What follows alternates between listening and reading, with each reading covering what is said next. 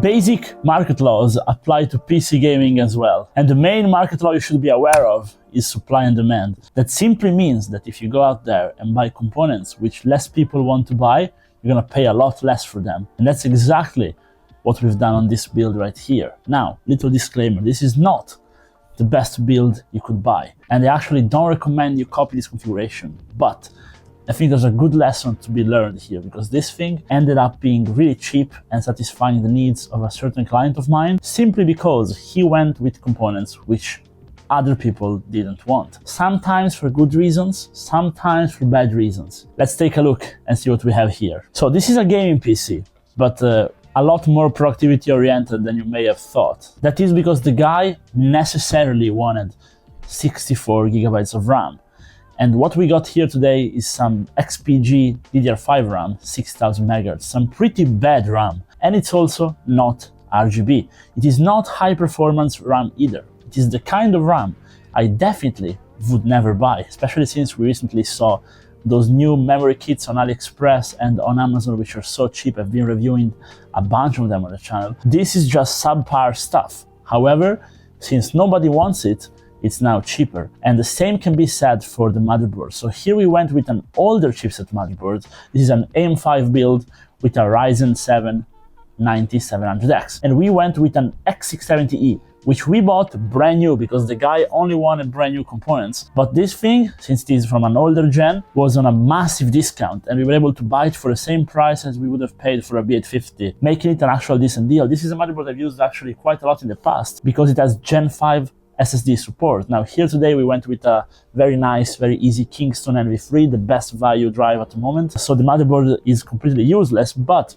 we get the extra power phase, the extra quality of the X series chipset. We're getting that for free, pretty much. So it was a decent buy. Same can be said for the CPU a little bit too, because the guy basically didn't overspend on an X3D CPU just because his friends got it, which is what most people are doing today. And for a simple RTX 5070 Ti, which we have here today, you definitely do not need an X3D CPU unless you're pushing very, very high refresh rates, which this guy is not doing. He's playing on a 240 Hz monitor, pretty staple setup, where a tuned 9700X undervolted with undervolted RAM, with undervolted GPU is gonna be plenty fine. The GPU itself also is a model which most people wouldn't buy. It's from PNY and it's the most basic GPU they have. No RGB, no aesthetic on it.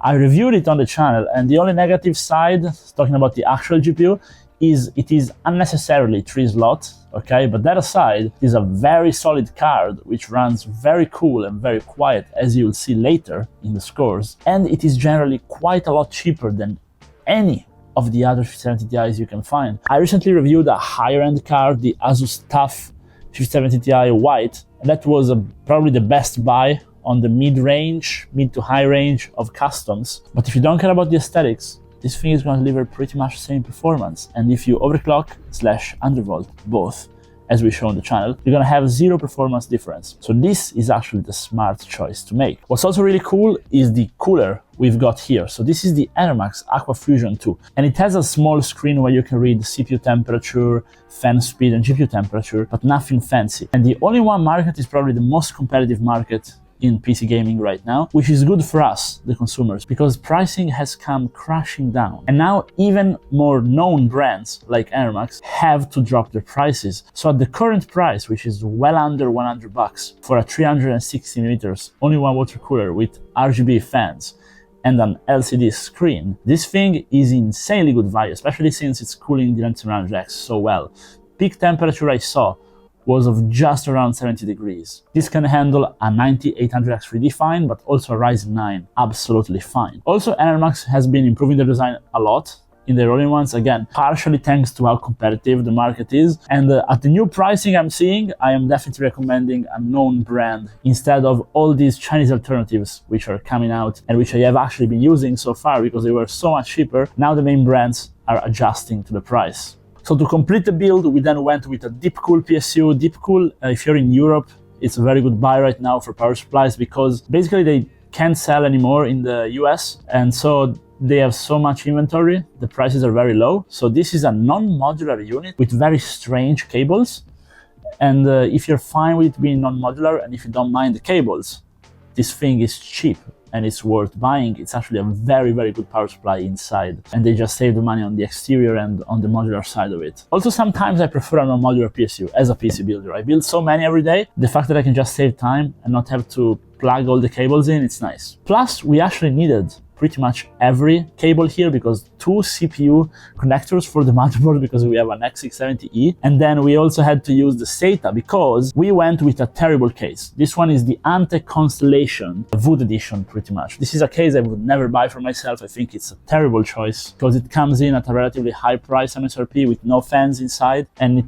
has nothing special about it. Also, the cutouts around the motherboard are not the best. So if you run your cables through the rubber grommets, they end up looking strange. So you have to pass them under the motherboard very often. It's just such a bad case, which is why it remained unsold.